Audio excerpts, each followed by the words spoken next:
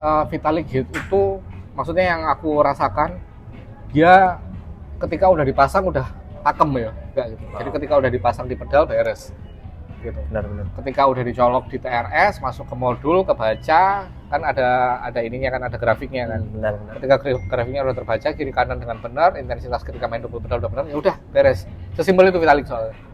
Jadi kayak ya udah plug and play. Plug and play. Iya benar.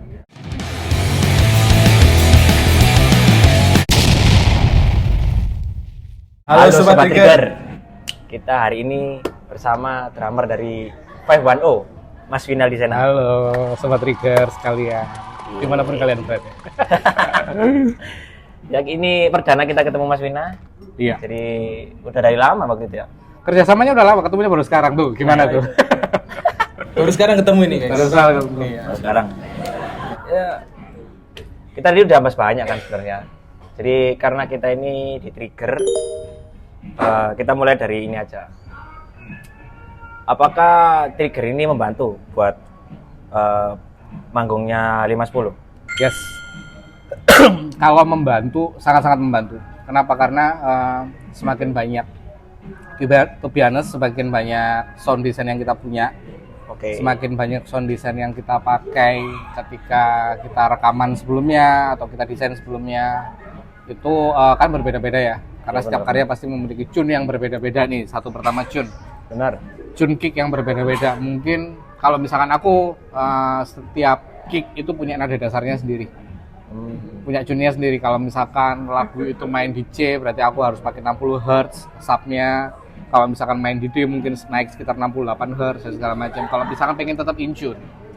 Nah, dengan kondisi seperti itu, aku pengen membawa itu juga ke live. Live situation. Nggak cuman versi manggungnya doang. Nggak cuman versi rekamannya doang. Dari sound design yang berbeda-beda setiap lagu atau bahkan setiap album, terus habis itu dari tuningan kick yang berbeda-beda juga. Nah, Vitalik Trigger ngemudahin itu untuk lebih nge-approach sih. Karena otomatis aku tinggal nge-switch aja yang ada di modulku. Aku mau pakai tune kick yang mana gitu. Karena misalkan kayak gini, ada dua lagu yang cukup berbeda. Kayak misalkan di Last Supper sama Collapse yang kita mungkin ngerasanya metal banget. Benar. Butuh kick yang jig-jig banget ibaratnya. Oke. Sama lagu mungkin Emotional Renegades atau Mama yang mungkin butuh kick sedikit lembut. Daripada aku bingung untuk nge-tuning secara EQ di mixer FOH atau di mixer sistemku, lebih baik kan aku ngubah bank. Tinggal aku samain level aja, katakanlah level kick yang ini 75%, volumenya, terus level kick yang selanjutnya 75%, otomatis aku tinggal nge-switch saja. Oh, di lagu lambat aku pakai kick yang A, di lagu kenceng aku pakai kick yang lumayan jig, berarti di preset B, kick B misalnya. Kalau untuk kick yang spesifik lagi aku bikin bang di C, aku tinggal switching aja di situ, dan itu sangat-sangat memudahkan daripada aku harus mengatur di mixer tadi. Apalagi terutama kan sebelumnya kan bikin buat live nih ya, buat live dengan orkestra itu secara testimonialnya deh, pakai sama Trigger Vitalik ini kayak gimana? Ketika sama orkestra. Iya, orkestra yang kemarin itu. Itu tadi Kemarin habis tampil orkestra. Iya, kan? Wow. Iya. Alhamdulillah ya. Alhamdulillah. Stresnya sebulan. Stresnya sebulan. 2 bulan loh itu.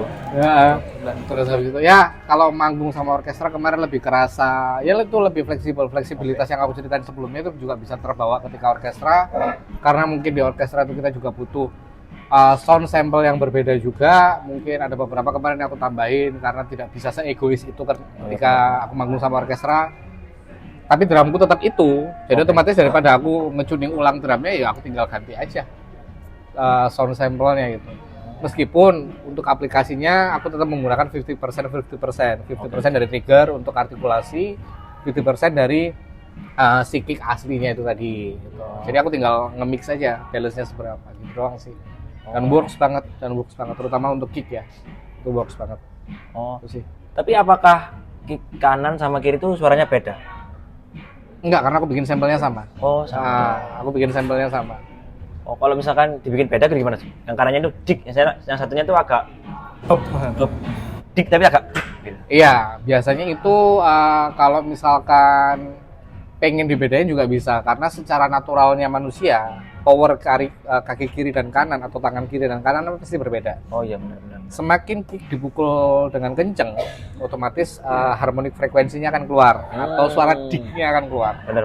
Beceknya akan keluar. Semakin kenceng kita mukul. Kalau misalkan kita mukulnya agak lebih lambat atau agak lebih lemas, otomatis suara yang dihasilkan adalah fundamental frekuensinya atau duknya doang. Oh iya benar. Gitu. Nah, otomatis ketika intensitas kaki kanan kita lebih sering untuk memukul kick, kalau kiri itu sering memukul hi-hat, otomatis bakal ada dua tonal yang harus disiapin di situ. Kalau misalkan kiri, berarti aku settingnya di mungkin agak sedikit duk. Kalau di kanan, mungkin aku akan setting sedikit tinggi harmonik frekuensinya, atau agak dik dikit. Oh, oke. Akhirnya ketika kita main double pedal itu ada artikulasi yang berbeda dan itu lebih natural.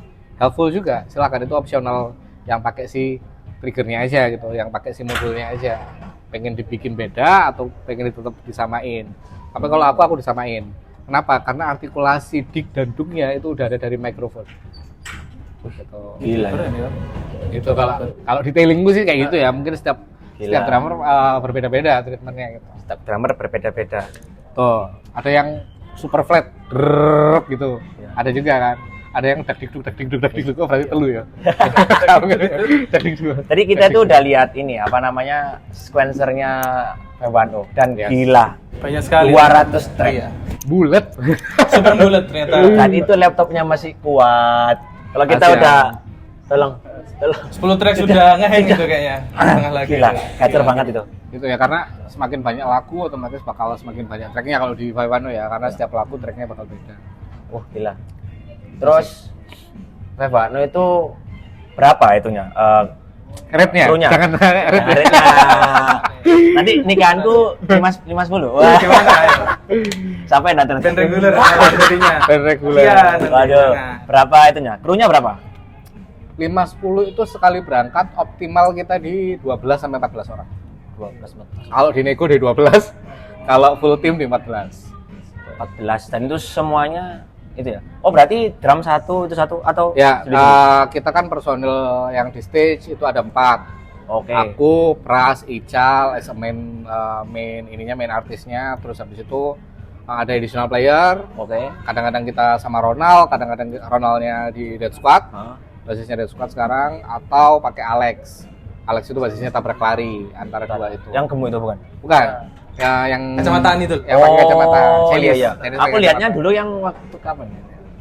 2023. Ya, dulu itu sama Raga namanya. Oh. Itu juga basis juga. Terus habis itu kita sekarang lagi jalan sama dua itu, antara dua itu. Tergantung mana yang bisa ngambil jadwal itu tadi. Itu berempat nih.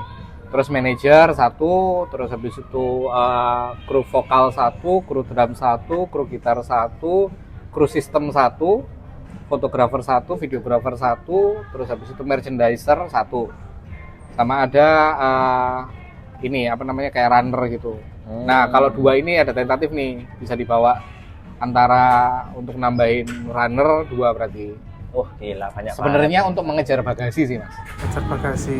Itu ya. Karena kalau misalkan kita berangkat ber-14 dengan bagasi akumulasi 20 kg per orang kalau pesawat, berarti kita dapat 280. Sedangkan bobot bagasi 510 itu di 2025 ini sekitar 250-260 kilo. Itu sudah drum sistem, kabel, mixer. Musiknya semua sendiri loh. Ya. Gila. Itu masih mending. Oh, slangnya bisa 1 ton. Tuh, 1 ton. Bisa 1 ton. Slipknot 1 kontainer. Oh, lebih. Paramore aja 2 kontainer. Gila. Kalau nggak salah denger ya. Coldplay ngeri lagi. Waduh, nggak tahu. 1 pesawat kayaknya. Airbus A360. Gila. 380. Itu ya musisi itu ya memang. Itulah musisi. Itulah musisi. Struggle-nya kayak gitu, guys. Gila anjir. Tuh, nah otomatis dengan bobot segitu kita fleksibelnya daripada kita nambah bagasi atau claiming bagasi nambah lagi, mending berangkatin orang dong. Oh iya benar. Karena tiketnya kadang-kadang sama, Mas. Jadi kayak kita berangkat ber-12 tapi nambah bagasi sama kayak kita berangkat ber-14. Jadi mending berangkat ber-14 dong, kita nambah SDM. Iya benar. Terus masalah kru sekarang. Yap. Kru setiap player kan punya krunya masing-masing. Seberapa penting sih kru buat Mas Wina? Terutama drum deh. Drum. Lah kan banyak kabel-kabel banget sih. Vitalik. Vitalik gitu. Vital banget. Kenapa? Karena di kondisi manggung yang sekarang 5-10 sering jalani itu kayak hampir sering Jumat Sabtu Minggu. Oh, ambil weekendnya. Ambil weekend kan, Jumat manggung, Sabtu manggung, Minggu manggung, otomatis player juga semakin harus menjaga kesehatan Iya, ya. pastilah. Apalagi kita juga Harus prima lah ya. harus prima juga, terus habis itu meminimalisir drama. Oke, benar. Drama lebih ke drama setup dan segala macam. Kadang-kadang juga kita lebih ke tidak soundcheck sekarang akhir-akhir ini. Karena kita ya dengan intensitas yang segitu, terus habis itu sistem yang udah kita bangun dari mixer, ear monitoring dan segala macam itu untuk kita approach atau kita ngejarnya biar gimana caranya soundcheck jadi semakin simple atau bahkan bisa tidak soundcheck gitu. Jadi otomatis di situ akhirnya peran kru sangat lebih penting. Oke. Kalau yang sebelumnya itu nurut sama player, sekarang kru harus bisa jalan sendiri. Oke.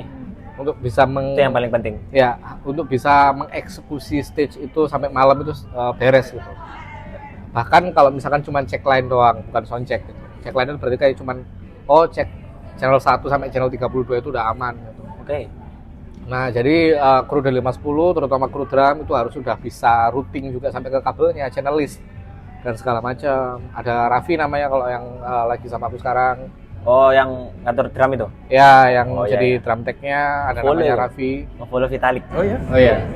Nah, itu juga dia mengatur dari tinggi rendahnya stand cymbal, dari nge-build up set drum sampai ngerouting kabelnya, masang Iya. mic-nya untuk sampai ke si sistem engineer untuk setor channel list lah ibaratnya. Channel listnya drum segini, udah sesuai dengan channel list belum? Kalau udah tinggal dilanjutkan sama si sistem engineer untuk diatur level dan segala macamnya untuk dikirim ke FOH engineer. Aku lihat di story-nya itu sampai di lakbanin kuning semuanya. Ya, Lakban iya. kuning. Sampai tingginya juga di lakban kuning. Semua demi kepresisian. Iya. Sampai harus presisi itu ya. Pernah aku lihat dicuci depan rumah. Iya. Dilap di depan rumah, sumpah. Dilap. Iya. Iya, jadi teras itu ditata, dicuci, dilap gitu sama Simbal-simbal. dia. Gila. Sepenting itu. Saking care-nya gitu ya. Saking care-nya. Harus kayak gitu. Gila. Ya, alhamdulillah sih Raffi keren banget sih kerjanya. Oh. Shout out buat Mas Raffi. Tapi setuju nggak, Mas, kalau kru itu harus skillnya selevel kita, selevel player? Justru kalau aku lebih mikirnya gini, kru itu harus punya sesuatu yang tidak dimiliki oleh player. Oke. Contohnya kayak misal paling simple, power atau tenaga. Oke. Tenaga player kan fokus untuk gimana caranya bisa berkarya, Oke.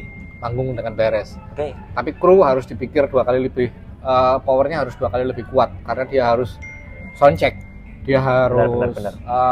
menjaga ketika kita manggung, dia juga harus konsentrasi. Nah, instead of kalau misalkan skillnya sama, itu mungkin bonus. Dia bisa 100% main dengan benar, itu akan sangat baik memang. Cuman aku lebih ke durable nggak ini kru, durabilitasnya si kru aja sih. Udah Sama- ganti-ganti? Aku itu selama 5-10 ya. Ganti. Raffi itu kru yang ketiga.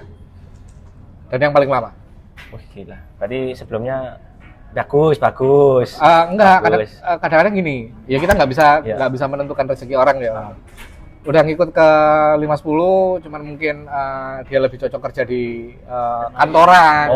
Seringnya itu pindah ke Mas. Pindah-pindah. Mas, aku ternyata keterima kerjaan di sini, jadi aku weekend kemungkinan baru bisa jadi cuma Sabtu Minggu loh. Terus kalau misalkan Jumat 5-10 manggung gimana? Nggak bisa, ya udah kamu fokus ke kerjaan kamu aja, kerjaan kantoran misalnya. Ya udah kan rezekinya kan di situ. Iya.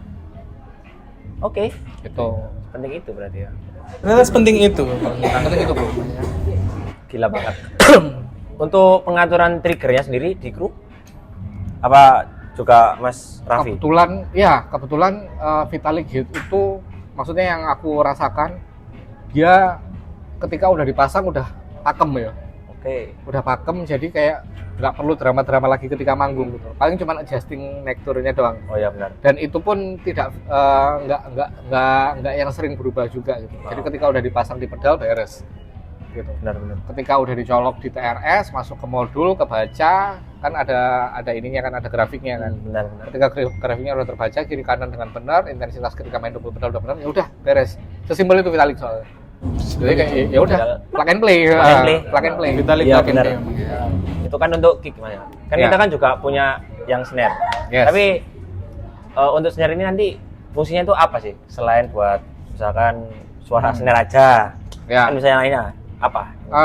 Gini, kalau aku melihatnya ketika kita setlist panjang, Oke. ketika kita setlist panjang, misalkan 17 lagu, 20 lagu, snare itu akan berubah tuning.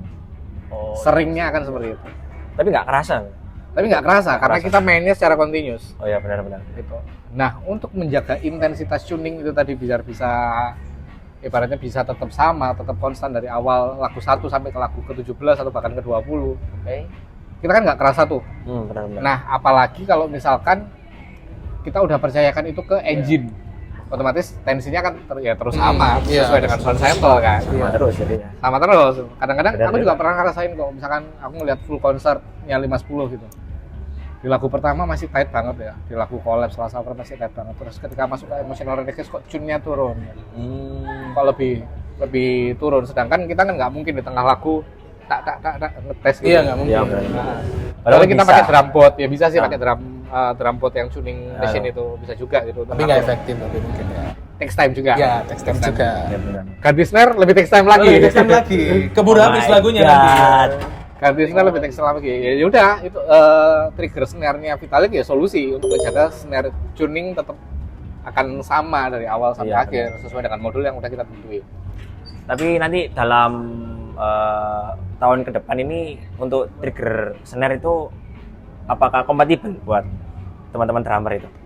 Kompatibel, ya sangat kompatibel juga. Justru aku pertanyaannya kenapa nggak kompatibel? Iya itu. Karena kan Iya. bagusnya kan di hybrid ya. Iya, ada Hybrid. yang itu. Tapi gini, aku punya metode penggunaan trigger itu bukan untuk sampling. Oke. Ini mungkin sangat-sangat relevan di orang-orang recording Oke. atau orang live, Oke, live benar-benar. engineering gitu. Jadi gini, aku belajar ini ketika aku nonton YLC Sleep waktu manggung di Jakarta. Oke. Ada band bule YLC Sleep itu manggung di Jakarta. Dia masang trigger, terus aku habis itu sharing sama engineer-nya kebetulan. Si engineer-nya si James itu nyeritain itu. Triggernya pakai apa, samplingnya lewat mana. Aku kok tidak menemukan modul di situ. Jadi ketika ada triggernya, tapi aku ketika routing itu aku nggak ngeliat modulnya. Ternyata trigger itu buat noise gate. Oh, buat nurunin noise-nya gitu mungkin. Bisa ya ternyata. Trigger itu buat thresholdnya noise gate. Jadi gini, keseringan permasalahan yang muncul di live engineering itu kadang-kadang kita ngatur noise gate. Kan biar ketika tom dipukul baru pas bunyi. Terus habis itu tapi kan ada bocoran simbal yang masuk Oh, ke situ. benar. Sedangkan otomatis misalkan di floor nih. Di floorku, aku punya stack simbal, punya China simbal, punya rate yang sangat berdekatan Iya, dengan mic benar. floor. Hmm. Otomatis ketika aku nge-setting EQ di floor akan berpengaruh dengan suara simbal itu juga yang masuk. Oh, iya benar. Oke. Masuk akal ya. Terus habis itu ketika aku ngatur noise gate based on microphone, kadang-kadang masih ada bleeding. Oh, iya. Masih ada bleeding yang masuk ke microphone dan itu masih tidak terbaca oleh noise gate. Kadang-kadang kita nge-setting noise gate-nya terlalu tinggi juga floor-nya jadi nggak peka. Enggak apa-apa. Ghost note jadi nggak keluar Deng, gitu. langsung Langsung hilang gitu. langsung hilang. Atau kadang-kadang simbalnya justru kalau misalnya kita mukulnya lagi kenceng, tiba-tiba langsung ada sek, Oh iya, gitu. benar. Oh iya, benar. Nah, disitulah instalasi trigger. Oke. Trigger dipasang. Oke. Otomatis ketika triggernya membaca si notasi ini tadi, membaca si triggering ini tadi, membaca pukulan kita, disitulah noise gate ngebuka. Only untuk itu. Trigger kan tidak membaca dari sound, tidak membaca dari volume, dia membaca Gitar. dari vibration. Benar. Itu dia. Logis, cerdas, Logis cerdas. ya kan? Dia cuma membaca dari vibration. Ketika drum head-nya nggak gerak, berarti trigger itu tidak membaca. Iya, benar. Meskipun simbal di pinggirnya akan dipukul Nggak baca. kenceng, Sama sekali sekenceng nggak baca. apapun gitu. Jadi otomatis ketika aku pukul tomnya, trigger akan membaca, dia akan mengasih komando ke noise gate untuk membuka as a thresholdnya noise gate. Tek, sound floor-nya baru keluar. Dan Habis itu ditutup lagi. Tergantung kita atur decay-nya seberapa. Tutupnya seberapa. Beres. Mau simbalmu semepet ini sama floor, mau pukul, Nggak nggak akan masalah, masuk ke mic. iya. apalagi kan drummer yang metal itu kan dia pendek, terus dekat sama floor, Nggak sama floor, mukulnya pelan, mulai pelan. ngatur noise gate-nya jadi susah. Nah, itu dia. Inilah Betul. fungsinya buat pakai trigger ya. Iya, Ya. itulah fungsinya trigger. Kadang-kadang Dan bukan terus drummer itu atau orang itu ngelihat ya drumnya triggeran berarti sound drumnya nggak enak, enggak, fungsinya untuk noise gate. Fungsinya untuk noise gate. Jadi itu yang bisa tahu ya orang-orang sound engineer. Iya. Aku ngelihat drummernya si GB siapa gitu. Drummernya Blackpink full trigger semua. Oh, full trigger Full malah. trigger. Justru. Itu buat apa? Aku ketika aku melajari, ya memang kebutuhannya apalagi Blackpink ya.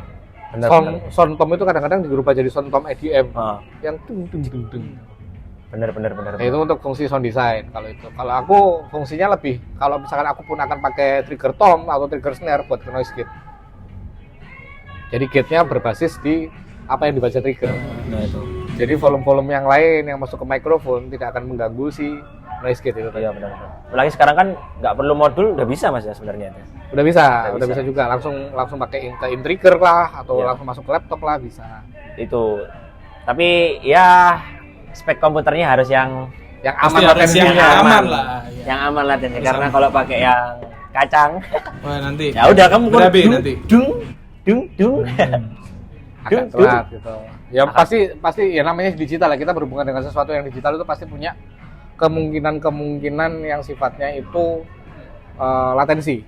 Pasti. Oke, benar. Karena kita melewati prosesor. Kita melewati prosesor, mau itu Intel, mau itu chipnya MacBook atau A series dan segala macamnya, pasti kita akan melewati prosesor. Iya benar. Yang mana prosesor itu akan sensitif terhadap temperatur, sensitif terhadap read capability, sensitif juga terhadap suhu. Temperatur suhu sama kondisi si laptopnya ini tadi, program seberat apa programnya yang dijalankan. Misalkan kamu pakai stand alone atau pakai DAW. Misalkan kita pakai DAW, berarti kan kita harus masukin dulu ke routing DAW-nya. DAW-nya harus membuka VST-nya dulu. Terus VST-nya harus keluar lagi melewati DAW itu sebagai output 1, 2, 3 atau 4 atau langsung lewat headphone jack. Itu kan banyak proses di situ. Benar. Sedangkan memang kalau lewat modul lebih simpelnya karena dia udah punya prosesor sendiri, dia udah punya PCB sendiri, dia udah punya read engine sendiri. Langsung keluar sound. Iya, langsung keluar sound yang dimana udah ada di dalam filenya itu. Tapi mahal. Kompleks juga. Kompleks. Minimal di atas 5 kayaknya. Iya, di atas Ya model apa? Roland TM itu berapa? Roland TM itu sekitar 3. Tapi banyak yang cari itu sekarang itu. Ya. Drummer metal. Dulu ada Alesis DM7, itu juga enak banget. Enak banget. DM5. Alesis DM5. Kan kadang kan trigger kick itu kan melekatnya sama drummer metal. Yes. Yang harus speed. Ya. Nah ini 510 yang Ya, ada campurannya juga lah. ada campurannya, tapi nggak speed banget. Nggak speed banget. Speed banget. Mungkin paling cepet di Last Supper mungkin. Ya, Di Last Supper kan. Last Supper itu 180 BPM. Ya. Kemarin aku nyoba 180 BPM. Nah, itu gimana? Di 510 itu kalau pakai trigger kick itu? Jadi gini, aku memulai 510 bahkan aku memulai drumming yang seperti itu aku berangkatnya dari tanpa trigger. Nah, pertama nih ya tanpa trigger, terus otomatis aku harus juga ketika aku ngeprogram drum atau ketika aku rekaman, ya udah aku ibaratnya sesuai dengan apa yang keluar dari benar-benar drum head aja, benar-benar dari kicknya itu. Makanya kalau didengerin di Last Supper itu ketika double kick itu keluarnya juga nggak konstan, pasti akan tapi itu deg gitu lagi gitu. Karena naturalnya kayak gitu pada saat itu seperti itu. Naturalnya kayak gitu. Udah dik. Nah, lebih konstan. Berarti yang kemarin juga pakai Last Supper itu? Nggak ada videonya ya? Yang mana? Yang sudah pakai Vitalik ini? Ya, Last Supper ya dipakai juga, triggernya juga dipakai juga. Belum lihat. Nanti coba dilihat di video yang konser ini, ntar bakal rilis juga di YouTube. Dik. Ya, itulah. Apalagi campur sama orkestra ya. Lebih tight sih, Lebih tight. lebih konstan, lebih tight. Waktu lihat di tahun berapa? 2023 kayaknya. Ya nggak tahu di mana itu. Konser ini Kids kalau nggak salah. Renegade Showcase ya. Pakai Tama kok pasien itu. Masih pakai Tama 2023. Itu tak lihatnya Masih kiri kanannya masih belum konstan. Ya memang naturalnya, bukan naturalnya manusia, naturalnya kakiku mungkin kayak gitu. Tapi itu konser waktu itu udah wow. Di secara soundnya udah wow. Alhamdulillah lah. Udah wow. Gimana sequencernya 200 Track. 200 track, bayangin. 200 track. Jadi satu semuanya. Terus dikecilin. Jadi per lagu. Ya. Langsung. Jadi 200 track itu sebenarnya tidak obviously jalan semuanya. 200 jalan bersamaan itu enggak. Karena ya satu lagunya itu paling jalan 8 track, 9 track lah. di lagu yang sama. Misalkan Collapse 9 track, Last Supper 9 track, terus habis itu Dead Parade segala macam 7 sampai 9 track gitu. Itu aja sih. Gila. Jadi kalau di total di dalam satu project ketemunya 200 karena Iya, tiap track benar itu ya. beda-beda. Jadi Mas Wina itu kalau lagi traveling perjalanan kemana gitu, mesti yang dibuka itu laptop. Gak tahu itu kerjain apa, nggak tahu. Mixing Apa? orang. Oh, mixing orang ternyata. Kayak waktu itu di Bali nggak tahu di coffee shop atau apa, bawahnya itu kolam renang. Itu di villa itu. Oh. Lagi liburan kan di villa, tapi ternyata tiba-tiba ada kerjaan masuk dari teman-teman Summerlin Jakarta, Band Popang itu tiba-tiba Mas Win pengen produce kayak gini. Oh ya why not gitu, nggak apa-apa kan. Berarti sekalian yang nge-produce dari band-band teman-teman band yang lain ya berarti ya. Jadi kayak band-band lainnya, band-band teman-teman itu kadang-kadang ada yang minta tolong produce atau dia memang menjadikanku produser atau co-producer. Ya di situ aku tetap kerja aja, mobile di mana aja, digitally. Itu enaknya. Itu enaknya itu ya. Berarti selain main di Mas Pur juga ini ya, Freelance producer ya. Ngajar juga ada. Ngajar. Ngajar audio production. Oh, gila ya. Waktu itu ada yang online kalau nggak salah. Ya, yang seni. ada online. Jadi aku juga buka di Viral Disana Produce itu aku juga buka private course gitu untuk mixing mastering only. Kalau recording aku masih belum bisa karena kalau recording itu aku lebih ke harus ketemu orangnya kan harus praktek. Iya. Kalau recording itu harus praktek. Kenapa? Karena itu di situ ada teori miking yang nggak bisa dijelasin cuman dari Zoom Dari meeting. Zoom ya. Iya, apalagi triggering juga. Triggering juga kan harus praktek ya. harus praktek. Maksudnya miking, room ambient, golden ratio dan segala macamnya, preamp dan segala macamnya itu memang harus ketemu sama orangnya dan harus ada studio yang proper untuk menjelaskan itu.